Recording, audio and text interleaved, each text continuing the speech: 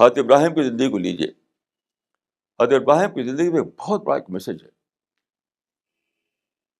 کل ایک لیڈی نے ایک سوال کیا ہمارے یہاں، ہماری ٹیم کے ایک ممبر نے، تو اس کا میں نے پھر وہاں پر جواب ملا مجھے حضرت ابراہیم کے یہاں.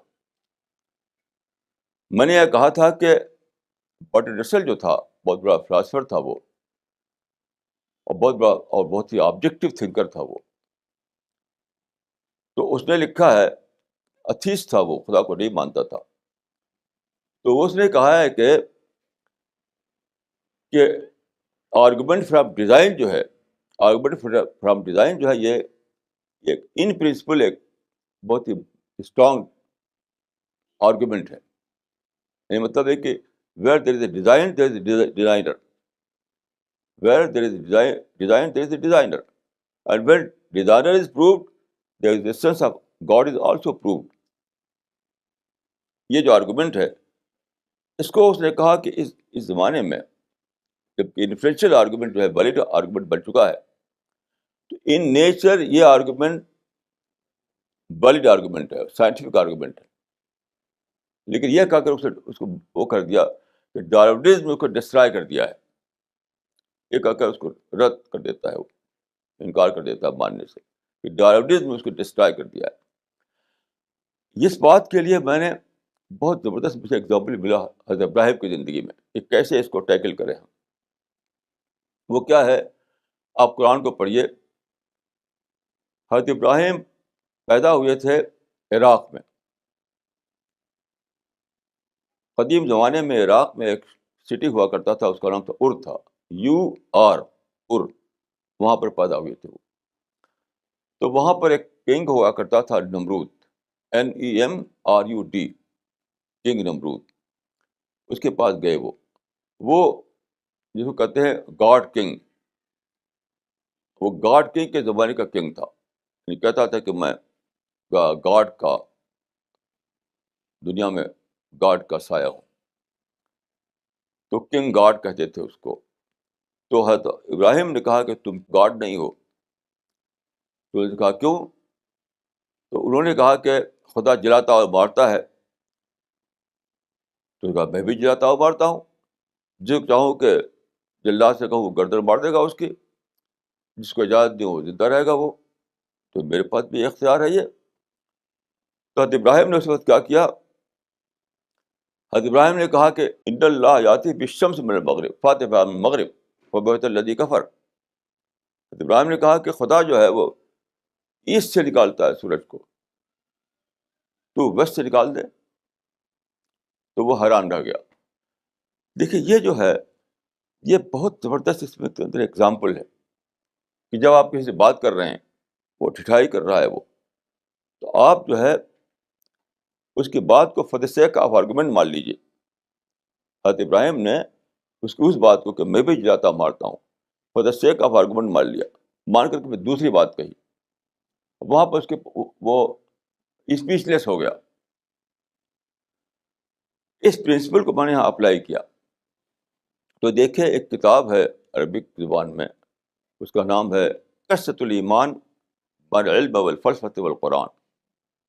یہ الجزائر میں ایک صاحب تھے، شیخ ندیم الجسر. شیخ ندیم الجسر یہ الجزائر میں ایک بڑے عالم تھے. ان کی کتاب ہے یہ. پہلے ایک کتاب چھپی تھی الرسالۃ الحمیدیہ کے نام سے، اب وہ چھپی ہے اور مزید الیبوریٹ کر کے اس کا نام ہے قصۃ الایمان بین الفلسفہ والعلم والقرآن. تو اس میں انہوں نے اس کو ڈسکس کیا ہے. تو انہوں نے یہ بات کہی ہے کہ ڈارونزم سے جو بات پروو ہوتی ہے وہ صرف پروسیس ہے، وہ کریشن نہیں ہے. یعنی ڈارونزم جو بات کہتا ہے وہ کریشن نہیں ہے، وہ پروسیس، یعنی پروسیس آف کریشن پروو کرتا ہے وہ، نہ کہ خود کریشن کو. کتنی بڑی بات ہے یہ. تو یہی بات یہاں پہ اپلائی ہوتی ہے کہ برٹرڈ رسل سے کہا جائے کہ ڈارونزم جو چیز ڈسٹرائے کی ہے وہ کیا چیز ہے. سڈنلی سب لوگ پیدا ہو گئے، اس کو ڈسٹرائے کیا اس نے. تو ایک دوسرا پروسیس بتایا اس نے.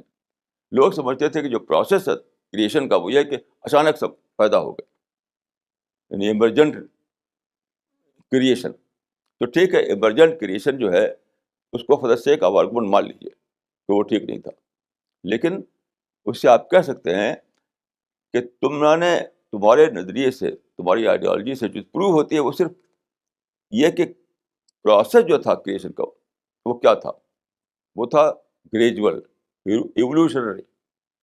تو آپ یہ کہہ سکتے ہیں وہاں پر کہ evolution does not explain, evolution it self is in need of explanation. جو پروسیس آپ بلا رہے ایولیوشنری پروسیس, تو ایک پروسیس ہی تو پروو ہوا. خود اس پروسیس کنٹرول کون کر رہا ہے, یہ کہاں اس میں ہے.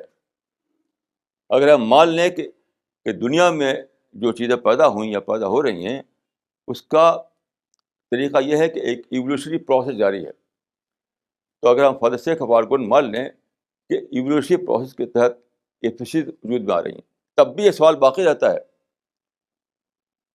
کہ وہ کون ہے جو کنٹرول کر رہا ہے اس پروسیس کو, وہ کون ہے جو اس پروسیس کو چلا رہا ہے.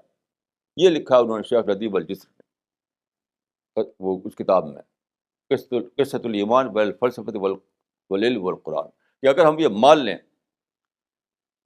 ڈارون کے کہنے کے مطابق کہ کریشن جو ہوا ہے وہ تھرو ایولیوشنری پروسیس ہوا ہے, تو ٹھیک ہے. اب سوال یہ باقی رہتا ہے پھر بھی کہ یہ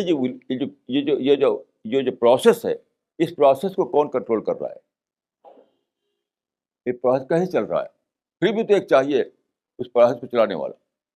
تو پہلے اگر سوال یہ تھا کہ کس نے پیدا کیا ہے, اب سوال یہاں پر آ گیا ہے کہ اس پروسیس کون چلا رہا ہے. اسی کو میں کہہ رہا ہوں کہ evolution does not explain, evolution does not explain, evolution it self is in need of explanation.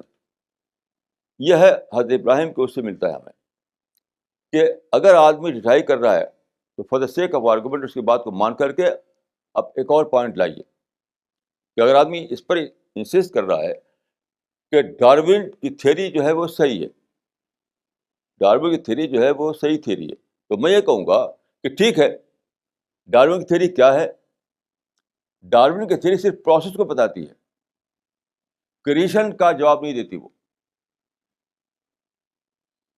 یعنی کریشن کیسے ہوا, چیزیں کریٹ کیسے ہوئیں, یہ اس کا جواب نہیں ہے ڈارونزم میں.